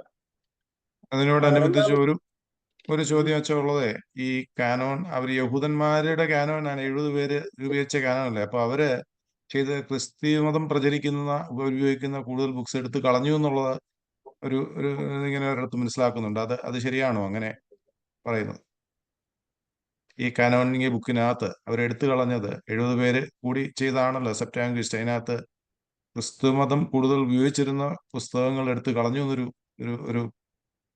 ഒരു ആശയമുണ്ട്. അങ്ങനെ അത് ഫോം ചെയ്തപ്പോഴേ അങ്ങനെ ഒരു വാദം ഉണ്ടാകും. കാരണം ക്രിസ്തു ജനിക്കുന്നതിനും 300 വർഷങ്ങൾക്ക് മുൻപാണ് സെപ്റ്റുവജിന്റ് എന്ന് പറയുന്ന ട്രാൻസ്ലേഷൻ ഉണ്ടാകുന്നത്. അതുപോലെ തന്നെ മെയിൻറ്റെയിൻ ചെയ്തു. അല്ല, അത് അന്ന് ക്രിസ്തുമതം ഉണ്ടായിട്ടില്ല. ക്രിസ്തുമതം അന്ന് ഉണ്ടായിട്ടില്ല. കാരണം അന്ന് പഴയ നിയമ കാലഘട്ടം, ക്രിസ്തുവിന് മുമ്പുള്ള കാലഘട്ടം മാത്രമേ ഉള്ളൂ ഈ സെപ്റ്റുവജിന്റ് ഉണ്ടാകുന്ന സമയത്ത്. അപ്പൊ അതുകൊണ്ട് അങ്ങനെ ക്രൈസ്തവ സഭയുടെ വേദപുസ്തകം അല്ലെങ്കിൽ യഹൂദ മതത്തിന്റെ വേദപുസ്തകം എന്ന് വേണമെങ്കിൽ പറയാം. പക്ഷെ അത് വേദപുസ്തകം എന്ന് പറയുന്ന രീതിയിൽ ഒന്നും ഉണ്ടായിട്ടില്ലെന്ന് നമുക്കറിയാമല്ലോ. ചുരുളുകൾ, കർത്താവിന്റെ കാലഘട്ടത്തിൽ പോലും അവൻ ദേവാലയത്തിൽ പോയി ചുരുളുകൾ എടുത്ത് വായിക്കാൻ ആരംഭിച്ചു എന്ന് പലയിടത്തും കാണുന്നുണ്ട്. തിരുവെഴുത്തുകളിൽ നിന്ന് വായിക്കുന്നത് ചുരുളുകളിൽ നിന്നായിരുന്നു. അപ്പൊ അത് അന്ന് സെപ്റ്റുവജിന്റ് എന്ന് പറയുന്ന വേദപുസ്തകം ഉണ്ടായിരുന്നു നമുക്ക് മനസ്സിലാക്കാം. കാരണം BC 300-ാം ആണ്ടിലാണ് ഈ സെപ്റ്റുവജിന്റിന്റെ ട്രാൻസ്ലേഷൻ നടക്കുന്നത്. പക്ഷെ അതിനുശേഷം ക്രിസ്തുവിന്റെ കാലഘട്ടം തീരുന്നതുവരെ മറ്റൊരു ട്രാൻസ്ലേഷനും ഉണ്ടായിട്ടില്ല. അപ്പൊ നമ്മൾ പ്രത്യേകം മനസ്സിലാക്കണം, ഇവിടെ പറയുന്നത് അങ്ങനെ വിശ്വാസ സംബന്ധമായ കാര്യങ്ങളുടെ അടിസ്ഥാനമായി യഹൂദന്മാർ സ്വീകരിച്ചതും ക്രൈസ്തവ സഭ അംഗീകരിച്ചതുമായ പഴയ നിയമ പുസ്തകങ്ങളുടെ സമുച്ചയത്തിന് പഴയ നിയമ കാനോൻ എന്ന് പറയുന്നു. അതിനകത്തിൽ കുറച്ചുകൂടി വ്യക്തമായിട്ട് പറയുകയാണെങ്കിൽ, യഹൂദ മതം ഉപയോഗിച്ചതിൽ നിന്നും ക്രൈസ്തവ സഭയ്ക്ക് അംഗീകരിക്കാൻ പറ്റുന്ന പുസ്തകങ്ങളാണ് പഴയ നിയമം എന്ന പേരിൽ ക്രൈസ്തവ സമൂഹം ഉപയോഗിക്കുന്നത്. ക്രൈസ്തവ സമൂഹമാണ് ഈ തിരുവെഴുത്തുകളെ പഴയ നിയമം എന്ന പേരിട്ട് വിളിക്കുന്നത് നമുക്കറിയാമായിരിക്കുമല്ലോ. യഹൂദന്മാർക്ക് പഴയ നിയമം മാത്രമേ ഉള്ളൂ. അതുകൊണ്ട് അവർക്ക് അതിനെ പഴയ നിയമം എന്ന് വിളിക്കേണ്ട ആവശ്യമില്ല. അവര് തോറ അല്ലെങ്കിൽ ന്യായപ്രമാണം അല്ലെങ്കിൽ തിരുവെഴുത്തുകൾ, സ്ക്രിപ്ചർ എന്നാണ് വിളിക്കുന്നത്. നമ്മൾ ക്രിസ്ത്യാനികളാണ് അതിനൊരു പഴയ നിയമം എന്ന പേര് കൊടുത്തത്. കാരണം അതിനകത്തില് ക്രൈസ്തവ മൂല്യങ്ങളുമായി ബന്ധപ്പെട്ട കാര്യങ്ങൾക്ക് ഇമ്പോർട്ടൻസ് കൊടുക്കുകയും അതുപോലെ തന്നെ വേറൊരു വിഭാഗം കൂടി വിശുദ്ധ പുസ്തകത്തിന്റെ ഭാഗമായി പുതിയ നിയമം എന്നൊരു വിഭാഗം കൂടി നമ്മൾ ഉപയോഗിക്കുന്നത് കൊണ്ട് പഴയ നിയമത്തെ അല്ലെങ്കിൽ തിരുവെഴുത്തുകളെ പഴയ നിയമം എന്ന പേരിട്ട് വിളിക്കുന്നു എന്ന് മാത്രമേ ഉള്ളൂ. പഴയ നിയമകാലത്ത് യഹൂദ സമൂഹം ഉപയോഗിച്ചുകൊണ്ടിരുന്നത്, അതായത് യേശുക്രിസ്തു ഉൾപ്പെടെയുള്ള യഹൂദന്മാർ ഉപയോഗിച്ചുകൊണ്ടിരുന്ന വേദപുസ്തകത്തെ ക്രൈസ്തവ മൂല്യങ്ങളുമായിട്ട് ചേർത്ത് വെച്ചുകൊണ്ടാണ് ഈ കാനോൻ അനുസരിച്ച് അവര് പുസ്തകങ്ങളുടെ എണ്ണം ക്രമീകരിച്ചത്. അതിനാണ് പഴയ നിയമ കാനോൻ എന്ന് പറയുന്നത്. മനസ്സിലാച്ചോ? ഈ താഴോട്ട് വരുമ്പോൾ ഇത് AD 90-ൽ യോപ്പയിൽ നടത്തിയ ആ സമ്മേളനത്തില് കുറെ എടുത്തു കളഞ്ഞതായിരിക്കും ഈ മെൻഷൻ ചെയ്ത BC-യിൽ ആദ്യം ഉണ്ടാക്കിയ പുസ്തകത്തിൽ നിന്ന് കുറെ എടുത്തു കളഞ്ഞതായിട്ടെന്നുള്ള രീതിയല്ലേ അവിടെ എഴുതിയിരിക്കുന്നത്. അപ്പൊ അതായിരിക്കും അങ്ങനെ ഒരു ധ്വനി വരാൻ കാര്യം. അതായത് ജാമിയ കൗൺസിൽ എന്ന് പറയുന്ന ഒരു അത് വളരെ ഇമ്പോർട്ടന്റ് ആയിട്ടുള്ള കൗൺസിലാണ് ജാമിയ കൗൺസിൽ. ജാമിയ കൗൺസിലാണ് ഈ വേദപുസ്തക പുസ്തകങ്ങളുടെ അംഗീകരണം ഏറ്റവും ഒത്തന്റിക് ആയിട്ട് നടക്കുന്നത്. പുസ്തകങ്ങളൊക്കെ പലതും ട്രാൻസ്ലേറ്റ് ചെയ്യുകയും ഉപയോഗിച്ചു വരികയും ഒക്കെ ചെയ്തിട്ടുണ്ടായിരുന്നു എങ്കിലും ഈ പറഞ്ഞത് നമുക്ക് വേണമെങ്കിൽ 39 എന്ന് വേണമെങ്കിൽ ഒന്ന് അസൂം ചെയ്യാം, പക്ഷെ അത് പൂർണ്ണമായിട്ട് ശരിയാണോ എന്ന് മനസ്സിലാക്കാൻ പ്രയാസമുണ്ട്. പക്ഷെ ഈ 39 നമുക്ക് ഒരു ഇപ്പോഴത്തെ ഒരു അണ്ടർസ്റ്റാൻഡിങ്ങിന് വേണ്ടി 39 എന്ന് പറഞ്ഞുകൊണ്ട് തന്നെ മുമ്പോട്ട് പോകും. 39 പുസ്തകങ്ങൾ പഴയ നിയമത്തിൽ ഉണ്ടാകണം എന്ന തീരുമാനം ഉണ്ടാകുന്നത് AD 90. അതിൽ തന്നെ ഞാൻ ആദ്യത്തെ ക്ലാസ്സിൽ സൂചിപ്പിച്ച ചില കാര്യങ്ങളുണ്ട്. യേശുക്രിസ്തു പോലും ഉപയോഗിച്ചിരുന്ന ചില പ്രവചനങ്ങൾ നമ്മൾ ഇപ്പോൾ ഉപയോഗിക്കുന്ന വേദപുസ്തകത്തിൽ കാണാൻ സാധിക്കില്ല എന്ന് നമുക്ക് അറിയാം. അപ്പൊ അങ്ങനെയുള്ള പല പ്രവചന പുസ്തകങ്ങളും അന്ന് ഉപയോഗത്തിൽ പ്രചാരത്തിലും ഉണ്ടായിരുന്നു. പക്ഷെ അത് പുസ്തകത്തിന്റെ ഭാഗം ഈ പറയുന്ന 90-ൽ കൂടിയ ജാമിയ കൗൺസിൽ അതായത് 90-ൽ യോപ്പയ്ക്ക് അടുത്തുള്ള ജാമിയയിൽ കൂടിയ റാബിമാരുടെ സമ്മേളനത്തിനെ കുറിച്ചാണ് പറയുന്നത്. ജാമിയ കൗൺസിൽ എന്ന് പറഞ്ഞ കൗൺസിലിൽ എത്ര പുസ്തകങ്ങൾ ഉണ്ടാവണം എന്നുള്ളതിന്റെ ഒരു കൺഫർമേഷൻ ഉണ്ടായ കൗൺസിലാണ് ജാമിയ അന്ന് അതിനകത്ത് കുറച്ച് ഭാഗങ്ങൾ എടുത്ത് കളഞ്ഞിട്ടുണ്ട്, ശരിയാ. അപ്പൊ അങ്ങനെയാണ്, അതിനാണ്. അല്ലാതെ നമ്മൾ ക്രൈസ്തവ സമൂഹം അന്ന് ക്രൈസ്തവ സമൂഹം വേദപുസ്തകം എന്ന് പറഞ്ഞ സാധനം ഉപയോഗിക്കുന്നത് ക്രൈസ്തവ സമൂഹം ഇല്ല എന്ന് നമുക്കറിയാം. യേശുക്രിസ്തുവിന്റെ കാലഘട്ടത്തിനും ഒരുപാട് നാളുകൾക്ക് ശേഷമാണ് ക്രൈസ്തവ സമൂഹം എന്ന് പറയുന്ന സമൂഹം ഉണ്ടാകുന്നതെന്നും ക്രിസ്ത്യൻസ് എന്ന പേരിൽ അന്ത്യോക്യയിൽ വെച്ച് യേശുക്രിസ്തുവിനെ ഫോളോ ചെയ്യുന്ന ആളുകളെ മറ്റുള്ള ആളുകൾ കളിയാക്കി വിളിച്ചൊരു പേരാണ് ക്രിസ്ത്യൻസ് എന്ന് വിളിച്ചത് നമുക്കറിയാം. അപ്പൊ അങ്ങനെയാണ് ക്രിസ്ത്യൻസ് എന്ന പേര് പോലും ഉണ്ടാകുന്നത് പൗലോസ്ലിഹായുടെ കാലഘട്ടത്തിലാണ്. അതിനു മുമ്പ് the followers of Jesus Christ അല്ലെങ്കിൽ യഹൂദന്മാരെ പോലെ തന്നെ ഒരു റെവല്യൂഷണറി ഗ്രൂപ്പായിട്ട് മാത്രമാണ് യേശുക്രിസ്തുവിന്റെ ഫോളോവേഴ്സ് ഇങ്ങനെ മുമ്പോട്ട് പൊയ്ക്കൊണ്ടിരുന്നത്. അതായത് അന്നുണ്ടായിരുന്ന പുരോഹിത വർഗം ഒരുപാട് ബേർഡൻസ് സാധാരണക്കാരുടെ തലയിൽ ന്യായപ്രമാണത്തിന്റെ പേര് പറഞ്ഞുകൊണ്ട് വെച്ചു കൊടുത്തു. അതിനെതിരായിട്ട് ഒരു റെവല്യൂഷണറി ആയിട്ടുള്ള ഒരു മൂവ്മെന്റ് ആയിട്ടാണ് ശരിക്കും പറഞ്ഞാൽ ഈ ക്രൈസ്തവ സമൂഹം എന്ന് പറയുന്ന യേശുക്രിസ്തുവിന്റെ ഫോളോവേഴ്സ്, അല്ലെങ്കിൽ മറിയാമിന്റെ യേശുക്രിസ്തുവിന്റെ ശിഷ്യന്മാരുടെ നേതൃത്വത്തിലുള്ള ഈ ക്രൈസ്തവ സമൂഹം ചെയ്തത് നമുക്കറിയാം. അങ്ങനെ ഒരു ക്രൈസ്തവ സമൂഹം എന്ന് പറയുന്ന ഒരു വിഭാഗം അന്നുണ്ടായിരുന്നില്ല. അപ്പൊ അതുകൊണ്ട് അങ്ങനെ യഹൂദന്മാരും ക്രൈസ്തവരും തമ്മിൽ ഒരു ക്ലാഷ് ഉണ്ടാകേണ്ട ആവശ്യം ഉണ്ടായിട്ടില്ല. ക്ലാഷ് ഉണ്ടായതെല്ലാം യഹൂദന്മാർക്ക് അവരുടെ പുരോഹിതന്മാർക്കെതിരായിട്ട് യേശുക്രിസ്തു സംസാരിച്ചത് കൊണ്ടും അതുപോലെ തന്നെ യേശുക്രിസ്തു അപ്പോഴും യഹൂദനല്ല എന്ന് പറയുന്നില്ല, യഹൂദൻ തന്നെയാണ്. അതുപോലെ തന്നെ യേശുക്രിസ്തുവിന്റെ കൂടെ നടക്കുന്ന ഒരു യഹൂദ മതത്തിന്റെ ഭാഗമാണ്, യഹൂദ മതത്തിന്റെ ആചാരങ്ങളിൽ പങ്കെടുക്കുന്നവരാണ്, എല്ലാ വർഷവും പെരുന്നാൾ കൂടാൻ വേണ്ടി യെരുശലേമിൽ പോകുന്നവരാണ്. അതുപോലെ തന്നെ സിനഗോഗുകളിൽ അവർക്ക് ടെമ്പിൾ എന്ന് പറയുന്ന ഒന്നേ ഉള്ളൂ, യെരുശലേം ടെമ്പിൾ മാത്രമേ ഉള്ളൂ, ദേവാലയം ഒന്നേ ഉള്ളൂ. പക്ഷെ ആരാധനയ്ക്കായിട്ട് എവരി സൺഡേ ഓർ സാറ്റർഡേ അവർ പോകുന്നത് സിനഗോഗുകളിലാണ്. യേശുക്രിസ്തു സിനഗോഗുകളിൽ പോകാറുണ്ടായിരുന്നു, വേദപുസ്തകം വായിക്കാറുണ്ടായിരുന്നു. ഒരു സാധാരണ യഹൂദനെ പോലെ എല്ലാ ചടങ്ങുകളും നടത്തി ജീവിച്ച ആളാണെന്നൊക്കെ നമുക്കറിയാം. അപ്പൊ അങ്ങനെ ഒരു വിഭാഗം അവർക്ക് ഒരു സ്പിരിച്വൽ അല്ലെങ്കിൽ അവരുടെ ഒരു മതവിഭാഗവുമായിട്ട് ബന്ധപ്പെട്ട രീതിയിൽ ഒരു ക്ലാസിഫിക്കേഷൻ ഉണ്ടായിട്ടില്ല. പക്ഷെ യഹൂദ വിഭാഗത്തിൽ ഉണ്ടായ ചില പുഴുക്കത്തുകൾക്കെതിരെ യേശുക്രിസ്തു ശബ്ദമുയർത്തുകയും അതിന്റെ യേശുക്രിസ്തുവിന് പിന്നാലെ വന്ന ആളുകൾ അതിനെ ഒന്ന് ഫോളോ ചെയ്തു എന്ന് മാത്രമല്ല. അതുകൊണ്ട് യഹൂദന്മാരും യേശുക്രിസ്തുവും തമ്മിൽ ഉണ്ടായിരുന്ന പ്രധാനപ്പെട്ട ക്ലാഷ് എന്ന് പറയുന്നത് മതപരമായ ഒരു ക്ലാഷ് ആയിരുന്നില്ല എന്ന് നമുക്ക് മനസ്സിലാക്കാം. അപ്പൊ അതാണ് ഇപ്പൊ ഞാൻ രണ്ടാമത്തെ ഭാഗത്തിലേക്ക് കടന്നില്ല. രണ്ടാമത്തെ ഭാഗത്തിൽ വേദപുസ്തകത്തിലെ പുസ്തകങ്ങളുടെ അംഗീകരണം, the recognition of the biblical books, അതാണ് നടക്കുന്നത്. AD 90-ല് യോപ്പയ്ക്കടുത്തുള്ള ജാമിയയിൽ കൂടിയ യഹൂദ റാബിമാരുടെ സമ്മേളനമാണ് ഏതൊക്കെ പുസ്തകം ഇത് പഴയ നിയമത്തിൽ ഭാഗമാക്കി എടുക്കണമെന്ന് അംഗീകരിക്കുന്നത് ജാമിയ കൗൺസിലാണ് എന്ന് നമുക്ക് മനസ്സിലാക്കാം. അത് ക്രിസ്ത്യാനികൾ നടത്തിയ ഒരു സമ്മേളനമല്ല അത് എന്ന് നമ്മൾ പ്രത്യേകമായിട്ട് മനസ്സിലാക്കുക. അന്ന് ക്രിസ്ത്യാനികൾക്ക് ക്രിസ്ത്യാനികൾ എന്നുള്ള രീതിയിൽ എസ്റ്റാബ്ലിഷ്ഡ് ഒരു റിലീജിയൻ ആ സമയത്ത് ഉണ്ടായിട്ടില്ല. നമുക്കറിയാം 94 കാലഘട്ടങ്ങളിലൊക്കെയാണ് യോഹന്നാൻ അപ്പോസ്തലൻ പത്മോസ് ദ്വീപിൽ വെച്ച് കൊല്ലപ്പെടുന്നതും അവിടെ വെച്ച് വെളിപ്പാടുണ്ടാകുന്നതും ഒക്കെ 90-ന് ശേഷമാണ്. അപ്പൊ അതുകൊണ്ട് പുതിയ നിയമം എന്നൊരു ഭാഗത്തെ കുറിച്ചൊക്കെ ഉള്ള ഒരു ചിന്ത അന്നുണ്ടായിട്ടില്ല. അതായത് വെളിപ്പാട് പുസ്തകത്തിന്റെ രചന പോലും ആ സമയത്ത് നടന്നിട്ടില്ല. അതിന് മുമ്പുള്ള ചില പുസ്തകങ്ങളൊക്കെ ഉണ്ടായിട്ടുണ്ടെങ്കിലും, എഴുത്തുകൾ ഉണ്ടായിട്ടുണ്ടെങ്കിലും, പക്ഷെ അതൊന്നും ക്രോഡീകരിക്കപ്പെട്ടിട്ടുള്ള സമയമായിട്ടില്ല.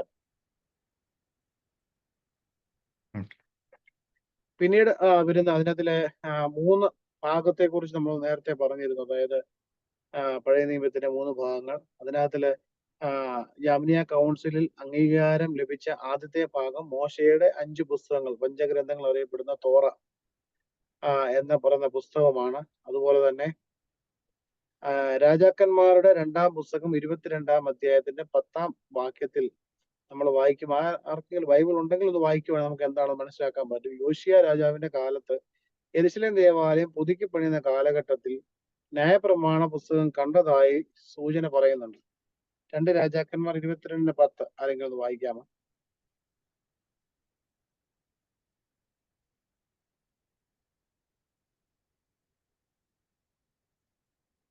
He bowed the heavens and came down, and there was darkness under his feet. ആണോ? 2 രാജാക്കന്മാർ 22:10 എന്നുള്ളതാ വെച്ചത്. സെക്കൻഡ് കിങ്ഡം ചാപ്റ്റർ 22 അത് തന്നെയാണോ? ചിലപ്പോൾ മലയാളം വേർഷൻ സെക്കൻഡ് കിങ്ഡം അല്ല കേട്ടോ. അല്ല അല്ലേ? കിങ്ഡം എന്ന് പറഞ്ഞതിന്റെ 4 പുസ്തകങ്ങൾ, അത് 4-ാമത്തെ പുസ്തകമാണ്. Then Shaphan the scribe showed the king, saying, Hilkiah the priest has given me a book. And Shaphan read it before the king. Now it happened when the king heard the words of the book of the law that he tore his clothes. Yeah. Shall I continue, Achan? Yeah, that's enough. 2 വാക്യങ്ങൾ വായിച്ചപ്പോൾ തന്നെ we can understand there was a book of law. അത് പറയാൻ വേണ്ടി പറഞ്ഞു എന്ന് മാത്രമേ ഉള്ളൂ. യോശിയ രാജാവിന്റെ കാലത്ത് ഹിൽക്കിയാവ് പുസ്തകം വായിച്ചതിന് ഹിൽക്കിയാവ് ഒരു പുസ്തകം തന്നുവെന്നും ഷഫാൻ ആ പുസ്തകം വായിച്ചു എന്നുമാണ് അവിടെ പറയുന്നത്. അപ്പൊ പുസ്തകത്തെ കുറിച്ച് ഒരു ഭാഗം അവിടെ പറയുന്നുണ്ട്.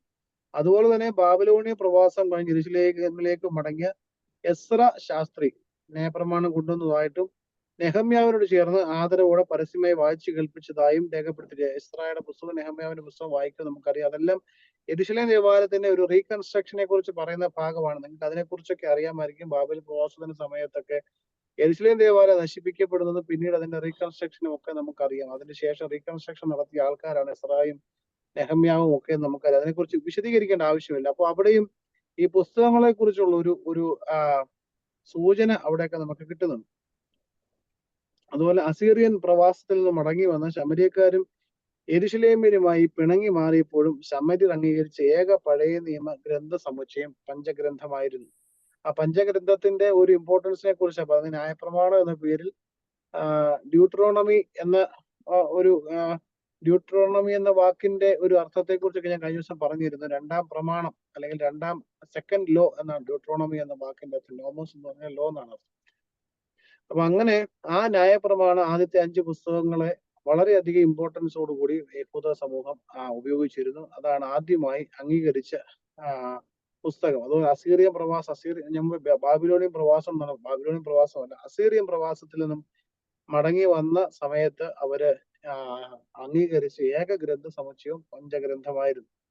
അതിനുശേഷം വരുന്ന പ്രവാചക പുസ്തകങ്ങളും ചരിത്ര കാവ്യ ഗ്രന്ഥങ്ങളിലും യഹൂദയ്ക്കും യെരൂശലേമിലുള്ള പ്രാധാന്യം ശമര്യർ അവയെ തള്ളിക്കളയുവാൻ ഇടയാക്കി. ശമര്യരും യെരൂശലേമും തമ്മിലുള്ള ബന്ധത്തെക്കുറിച്ചും ഞാൻ ഒരിക്കൽ സൂചിപ്പിച്ചിരുന്നു. നമുക്ക് ഒന്നുകൂടെ വിശദീകരിക്കേണ്ട ആവശ്യമില്ല എന്ന് എനിക്ക് തോന്നുന്നു. ഒന്നുകൂടെ പറയാൻ വേണമെങ്കിൽ, ശലോമോൻ രാജാവിന് ശേഷം the entire kingdom was divided into 2. അതിനാണ് യെരൂശലേം എന്നും ശമര്യ എന്നും യഹൂദ്യ എന്നും 2 വിഭാഗമായിട്ട് മാറിയതും. അതിൽ യെരൂശലേമിന് കൂടുതൽ പ്രാധാന്യം പല പുസ്തകങ്ങളും ഉള്ളത് കൊണ്ട് ശമര്യർ അവയെ തള്ളിക്കളയുവാൻ ഇടയായി എന്നും പറയുന്നുണ്ട്. അതുപോലെ തന്നെ അസീറിയ പ്രവാസത്തിൽ നിന്നും മടങ്ങി വരുന്ന സമയത്തും ഈ യെരൂശലേമ്യരും ശമര്യരും തമ്മിലുള്ള ഒരു വലിയ ഡിവിഷൻ അവിടെയും അത് വലുതായി മാറി. പിന്നീട് അവർ തമ്മിൽ ഒരു വലിയ ഒരു പിളർപ്പ് ഉണ്ടായതിനു ശേഷം അവരും ഈ പറയുന്ന പിന്നീടുണ്ട് പഞ്ചഗ്രന്ഥത്തിന് ശേഷം ഉണ്ടായ പല വേദഭാഗങ്ങളെയും യെരൂശലേമിന് പ്രാധാന്യം കൊടുക്കുന്നത് കൊണ്ട് തന്നെ അവയെ അംഗീകരിക്കാതെ മാറി നിന്നിട്ടുണ്ട്. പഞ്ചഗ്രന്ഥത്തിന്റെ അംഗീകരണത്തിന് ദശാബ്ദങ്ങളും അതിലേറെ കഴിഞ്ഞ് മാത്രമാണ് പ്രവാചക ഗ്രന്ഥങ്ങളും കാവ്യഗ്രന്ഥങ്ങളും ഇസ്രായേലിൽ പരക്കെ അംഗീകരണം നേടിയതും തിരുവചനത്തിൽ ഇടം കണ്ടതും എന്നുള്ളത് നമുക്ക് മനസ്സിലാക്കാവുന്നതേ ഉള്ളൂ. ജാമിയ കൗൺസിൽ ശേഷം ഒരുപാട് കൗൺസിലുകൾ വേദപുസ്തകവുമായി ബന്ധപ്പെട്ട് ഉണ്ടായിട്ടുണ്ട്. യേശുക്രിസ്തുവിന്റെ കാലഘട്ടത്തിൽ എഴുതപ്പെട്ട പുസ്തകങ്ങൾ പോലും പുതിയ നിയമവുമായിട്ട് ബന്ധപ്പെട്ട കാര്യം നമ്മൾ സംസാരിക്കേണ്ട കാര്യമില്ലെങ്കിൽ പോലും ഞാനൊന്ന് സൂചിപ്പിച്ചേക്കാം. അതിനുശേഷം ഉണ്ടായ പുസ്തകങ്ങൾ പോലും അങ്ങനെ ഒരു പുസ്തകമാക്കി രൂപീകരിക്കണം എന്ന ഉദ്ദേശത്തോടു കൂടി എഴുതിയവയല്ല എന്നും, അതുപോലെ തന്നെ നിങ്ങൾ ഒന്നാമത്തെ പുസ്തകത്തിൽ പഠിച്ചിട്ടുണ്ടായിരിക്കാം, എനിക്കത് പ്രകാശത്തിലേക്ക് എന്നുള്ള പുസ്തകമായിരിക്കണം. ഒന്നാമത്തെ പുസ്തകത്തിൽ പഠിച്ചിട്ടുണ്ടായിരിക്കണം എന്തുകൊണ്ടാണ് പുതിയ നിയമം എഴുതപ്പെട്ടതെന്നും. അങ്ങനെ ഓരോ ശിഷ്യന്മാരായിട്ട് ഇങ്ങനെ മരിച്ചുകൊണ്ടിരിക്കുന്ന സമയത്ത് അത് യേശുക്രിസ്തുവിനെ കുറിച്ചുള്ള കഥകൾ അല്ലെങ്കിൽ സംഭവങ്ങൾ, ആ സന്ദേശങ്ങൾ അടുത്ത തലമുറ അറിയണമെന്നുള്ള ഉദ്ദേശത്തോടു കൂടി അവയൊക്കെ എഴുതി വെക്കുക. അത് രഹസ്യമായി സൂക്ഷിക്കുകയും ചെയ്തു എന്നും പിന്നീടാണ് അത് 4-ാം നൂറ്റാണ്ടോടുകൂടിയൊക്കെയാണ് അത് പുറത്ത് വരികയും അതിനെക്കുറിച്ചുള്ള സംസാരങ്ങളും അതിനെക്കുറിച്ചുള്ള കൂടുതൽ ചർച്ചകളും ഒക്കെ ഉണ്ടാകുന്നതും പിന്നീട് പുതിയ നിയമം എന്ന പേരിൽ അംഗീകരിക്കപ്പെടുന്നു. അപ്പൊ അതിനു മുമ്പ് പഴയ നിയമത്തെ ഒന്ന് കാനനൈസ് ചെയ്യാൻ തന്നെ ഒരുപാട് മീറ്റിങ്ങുകളും ചർച്ചകളും ഒക്കെ നടന്നു. അതിൽ ഏറ്റവും പ്രധാനപ്പെട്ട കൗൺസിലാണ് ജാമ്യ കൗൺസിൽ. അതില് പഞ്ചഗ്രന്ഥങ്ങളും തുടർന്നുള്ള പ്രവാചക കാവ്യ ചരിത്ര ഗ്രന്ഥങ്ങളും അതിൽ അംഗീകരിച്ചിരുന്നു എന്ന് നമുക്ക് കാണാൻ സാധിക്കും. എന്നാൽ ഒരു പ്രത്യേക വിഭാഗത്തെ കുറിച്ച് പറയുന്നത് ശമര്യ വിഭാഗം പഞ്ചഗ്രന്ഥമല്ലാതെ മറ്റ് ഗ്രന്ഥങ്ങളൊന്നും അംഗീകരിച്ചിരുന്നില്ല. അതിന്റെ കാരണവും യെരുശലേമുമായിട്ടുള്ള പിണക്കവും അതുപോലെ തന്നെ മറ്റു പുസ്തകങ്ങൾ യെരുശലേമിന് കൊടുക്കുന്ന പ്രാധാന്യവും കാരണം ശമര്യർ പിന്നീടുള്ള പുസ്തകങ്ങൾ അംഗീകരിച്ചില്ല എന്ന് നമ്മൾ കാണുന്നു. നമുക്ക് എന്തെങ്കിലും സംശയങ്ങൾ ഉണ്ടെങ്കിൽ അതും കൂടി ക്ലാരിഫൈ ചെയ്തിട്ട് നമുക്ക് വൈൻഡപ്പ് ചെയ്യാം. Achan, the Orthodox Study Bible is actually a little different from the King James Version, which the reason why I mentioned that is King James Version is more closely relatable to the Malayalam version. Now, you mentioned that we take the version that is closest to the Peshitta. But the Orthodox Study Bible is the English version from the Septuagint, if I'm not mistaken. So there's a huge confusion among the population as to what is right, what is wrong. I won't say wrong because they are all correct. What is acceptable and what is not. What do you say to that, and how can you address that for lay people like us who would like to know a little more? Okay. അതൊരു വലിയ debatable ആയിട്ടുള്ളൊരു question ആണ്. What is right and what is wrong? There is no right and wrong. Everything is right. Correct. Why we don't use some certain books in certain Bibles എന്നുള്ളതൊരു വലിയ question ആണ്. കാരണം ഞാൻ മുമ്പ് നമ്മൾ ഇന്ന് എടുത്ത ക്ലാസ്സിൽ തന്നെ സൂചിപ്പിച്ച ചില പുസ്തകങ്ങൾ ഇമ്പോർട്ടന്റ് അല്ല എന്നുള്ള രീതിയിൽ ഒഴിവാക്കിയിട്ടുണ്ട്. അതുപോലെ തന്നെ ക്രിസ്ത്യൻ വാല്യൂസിനെതിരാണ് എന്ന് ചിന്തിക്കുന്ന ചില പുസ്തകങ്ങളും ഒഴിവാക്കിയിട്ടുണ്ട്. അതുപോലെ തന്നെ ഈ വേദപുസ്തക പ്രത്യേകിച്ച് പുതിയ നിയമവുമായിട്ട് ബന്ധപ്പെട്ട കാര്യങ്ങൾ വേദപുസ്തകത്തിൽ ഉൾപ്പെടുത്തണം എന്ന് ആ ഒരു കാലഘട്ടത്തിലെ സഭയ്ക്ക് തോന്നിയിട്ടില്ലാത്ത കാര്യങ്ങളും ഒഴിവാക്കിയിട്ടുണ്ട്. തോന്നിയിട്ടില്ലാത്തെന്ന് പറഞ്ഞാൽ ചിലപ്പോൾ മനഃപൂർവ്വം ഒഴിവാക്കിയ ഭാഗങ്ങൾ പോലും ഉണ്ട്. കാരണം ഈ ഒരു ഉദാഹരണം പറയുകയാണെങ്കിൽ ഈ മക്കാബിയറുടെ പുസ്തകത്തിൽ കുരിശുമായി ബന്ധപ്പെട്ട ഒരു ഭാഗം പറയുന്നുണ്ട്. നിങ്ങൾ വായിച്ചിട്ടുണ്ടെങ്കിൽ അറിയാം. അവര് കുരിശിന്റെ അടയാളം അവരുടെ പടച്ചട്ടയിൽ അണിഞ്ഞുകൊണ്ട് യുദ്ധത്തിന് പോവുകയും ആ യുദ്ധം ജയിക്കുകയും ചെയ്യുന്നതിനെ കുറിച്ച് മക്കാബിയറുടെ പുസ്തകത്തിൽ പറയുന്നുണ്ട്. അപ്പൊ അതുപോലെ തന്നെ മരിച്ചവർക്ക് വേണ്ടി പ്രാർത്ഥിക്കുന്നതിനെ കുറിച്ചും മക്കാബിയറുടെ പുസ്തകത്തിൽ പറയുന്നുണ്ട്. യൂദാ മക്കാബിയുടെ നേതൃത്വത്തിൽ മരിച്ചവർക്ക് വേണ്ടി പ്രാർത്ഥിക്കുന്നതിനെ കുറിച്ചും ഒക്കെ പറയുന്നു. പക്ഷെ അന്നത്തെ ഒരു സാഹചര്യം അനുസരിച്ച് ഒരു പ്രൊട്ടസ്റ്റന്റ് അനുഭാവം അല്ലെങ്കിൽ മരിച്ചവരോടുള്ള പ്രാർത്ഥനയെ കുറിച്ചൊക്കെ ഉള്ളൊരു സീരിയസ്നെസ് ഒക്കെ വരുന്നതിന് മുൻപ് ഇതൊക്കെ ക്രിസ്തീയ സമൂഹത്തിൽ ചേർന്നതല്ല എന്ന് ചിന്തിച്ച ചില സഭാപിതാക്കന്മാർ ഉണ്ടായിരുന്നു. അവരത് വലിയ ഇമ്പോർട്ടന്റ് ആയിട്ട് കണ്ടില്ല. അതുകൊണ്ട് തന്നെ ഈ പറയുന്ന പുസ്തകങ്ങളൊക്കെ ഒഴിവാക്കപ്പെട്ടിട്ടുണ്ട്. പിന്നീട് ഞാൻ ആദ്യത്തെ ക്ലാസ്സിൽ സൂചിപ്പിച്ചിരുന്നു എന്താണ് ബൈബിൾ, പഴയ നിയമം പുതിയ നിയമവും തമ്മിലുള്ള ബന്ധം എന്ന് ചോദിച്ചപ്പോൾ പറയുന്നു പഴയ നിയമത്തിൽ നമ്മൾ കാണുന്നത് the prophecies about Jesus Christ and പുതിയ നിയമത്തിൽ the letters about Jesus Christ. Letters അല്ലെങ്കിൽ എപ്പിസിൽസ് അല്ലെങ്കിൽ gospels, writings about Jesus Christ, യേശുക്രിസ്തുവിനെ കുറിച്ച് ഉള്ള പ്രവചനങ്ങളും യേശുക്രിസ്തുവിന്റെ പ്രവർത്തനങ്ങളെ കുറിച്ച് എഴുതിയ പുസ്തകങ്ങളുമാണ് നമ്മൾ പഴയ നിയമത്തിലും പുതിയ നിയമത്തിലും കാണുന്നതെന്ന് നമുക്ക് പ്രത്യേകമായിട്ട് അറിയാം. അതാണ് ചില പ്രത്യേക പുസ്തകങ്ങൾ നമുക്ക് ഇല്ലാതെ പോയതിന്റെ കാരണവും ഓരോ പുസ്തകവും ക്രമീകരിക്കുന്ന സമയത്ത് ആ വിഭാഗത്തിന്റെ കാനോൻ തയ്യാറാക്കുന്ന ആളുകൾക്ക് തോന്നിയത് കൊണ്ട് ചില ഒഴിവാക്കിയതാണ്. ചിലപ്പോഴൊക്കെ അതിനകത്തിൽ ചില സഭയുടേതായിട്ടുള്ള കൈകടത്തലുകൾ ഉണ്ടായിട്ടുണ്ടെന്നുള്ള സത്യമാണ്. കിങ് ജെയിംസിന്റെ കാര്യമൊക്കെ നമുക്കറിയാം. കിങ് ജെയിംസ് എന്ന് പറഞ്ഞ രാജാവിന്റെ ഒരു ഇനിഷ്യേറ്റീവിന്റെ ഭാഗമായിട്ടുണ്ടായതാണ് എന്ന് നമുക്കറിയാം. അപ്പൊ അതുകൊണ്ട് അതിൻ്റെതായിട്ടുള്ള ഇൻഫ്ലുവൻസ് ഒക്കെ അതിന്റെ ഭാഗമായിട്ട് ഉണ്ടായിട്ടുണ്ട്. True, but Achin, the Orthodox Study Bible includes all that. So Yeah. what happens is, in the English version, for example, just now Mr. Nelson read Second Kingdoms when you actually said Second King. So either random familiar അല്ലാത്ത ആൾക്കാര് രാജാക്കന്മാർ രണ്ടാമത്തെ പുസ്തകം എന്ന് പറഞ്ഞു കഴിഞ്ഞാൽ orthodox study ബൈബിളിലുള്ളവര് second കിങ്ഡമേ എടുക്കൂ. So there is this confusion. So how can we address that? അതിനകത്തിൽ നമുക്ക് ചെയ്യാൻ പറ്റുന്ന ഒരു കാര്യമേ ഉള്ളൂ. നമ്മൾ ഉപയോഗിക്കുന്ന ബൈബിൾ നമ്മളത് യൂസ്ഡ് ആയി മാറുക. അതെങ്ങനെ ഉപയോഗിക്കും? കാരണം ഞാനിപ്പോ വായിച്ചത് ഒരു മലയാളം പുസ്തകത്തിൽ നിന്നും 2 രാജാക്കന്മാർ എന്ന് വായിച്ചു.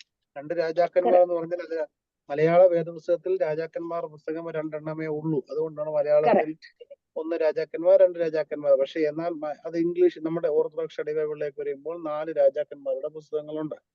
അവിടെ പക്ഷെ നമ്മൾ ഈ ബുക്ക് ഞാൻ ഉദ്ദേശിക്കുന്ന വാക്യം കിട്ടണമെങ്കിൽ the 4th book of Kingdoms വായിച്ചെങ്കിൽ മാത്രമേ ഇപ്പൊ അത് ഇന്ന് ഞാൻ വായിച്ചത് കിട്ടത്തുള്ളൂ. പക്ഷെ ഞാനത് ഓർത്തഡോക്സ് സ്റ്റഡി ബൈബിൾ ഉപയോഗിച്ച് പ്രിപ്പയർ ചെയ്ത ഒരു ബുക്കാണ് ഞാൻ ഉപയോഗിച്ചതെങ്കിൽ I definitely use that word, that is fourth kingdom എന്ന് ഞാൻ ഉപയോഗിച്ചേ. ട്രൂ. പക്ഷെ അപ്പം ഈ ഓർത്തഡോക്സ് സ്റ്റഡി ബൈബിളിന്റെ equivalent മലയാളത്തിലുണ്ടോ? മലയാളത്തിലില്ല. And from what I understand, in Kerala, the people are following the Peshitta, which is the Peshitta version, which is very different. അത് misunderstanding ആണ്. നമ്മൾ പെഷിത്ത ബൈബിളിന്റെ ട്രാൻസ്ലേഷൻ അല്ല ഉപയോഗിക്കുന്നത്. അതിനകത്തില് പല പുസ്തകങ്ങൾ പെഷിത്ത ബൈബിൾ ഉള്ള പല ബുക്സും നമ്മൾ ഉപയോഗിക്കുന്നില്ല. നമുക്ക് കൺക്ലൂഡ് ചെയ്യാൻ സമയമായി. മറ്റേ DOC ക്ലാസ് തുടങ്ങാറായി. എനിവേസ്, എന്നാൽ നമുക്ക് ഒരു കാര്യം പറഞ്ഞേക്കാം. നമ്മൾ ഉപയോഗിക്കുന്ന മലയാളം ബൈബിൾ എന്ന് പറയുന്നതിന്റെ നമ്മൾ ബൈബിൾ സൊസൈറ്റി ഓഫ് ഇന്ത്യ എന്ന് പറയുന്നത് ഒരു എപ്പിസ്കോപ്പൽ സഭയുടെ ഇനിഷ്യേറ്റീവ് അല്ല, അതൊരു പ്രൊട്ടസ്റ്റന്റ് സഭയുടെ ഇനിഷ്യേറ്റീവ് ആണ് എന്ന് മനസ്സിലാക്കുക. നമുക്ക് അൺഫോർച്ചുനേറ്റ്ലി നമ്മൾ അത് ഉപയോഗിക്കേണ്ടി വന്നു. അതിനെക്കുറിച്ച് നമ്മുടെ പിതാക്കന്മാർ ചിന്തിക്കുന്നുണ്ട്. നമ്മുടെ സഭയുടേതായിട്ടുള്ള ഒരു മലയാളം ബൈബിൾ ഉണ്ടാക്കാൻ ശ്രമിക്കുന്നുണ്ട്. നമുക്ക് വൈൻഡപ്പ് ചെയ്യാം. അടുത്ത ക്ലാസ് തുടങ്ങാൻ സമയമായി. പ്രാർത്ഥിച്ചത് വൈൻഡപ്പ് ചെയ്തേക്കാം. ശുദ്ധമുള്ള പിതാവേ, ശുദ്ധമുള്ള തിരുനാമത്താൽ ഞങ്ങളെ കാത്തുകൊള്ളണമേ. രക്ഷിതാവായ പുത്രാതന ജയമുള്ള ശ്രീപായാൽ ഞങ്ങളെ മറച്ചുകൊള്ളണമേ. ശുദ്ധമുള്ള റൂഹ, ശുദ്ധമുള്ള കുടിയിരിപ്പിന്റെ ഭവനങ്ങളായി ഞങ്ങളെ ക്ഷമിക്കണമേ. ഞങ്ങളുടെ ദൈവമായ കർത്താവേ, നേരവെക്കിലും കാലവെക്കിലും എല്ലാ സമയങ്ങളും നിന്റെ ദൈവത്തെ ചുരുങ്ങി ഞങ്ങളെ മറച്ചുകൊള്ളണമേ. Thank you. Thank you, Acha.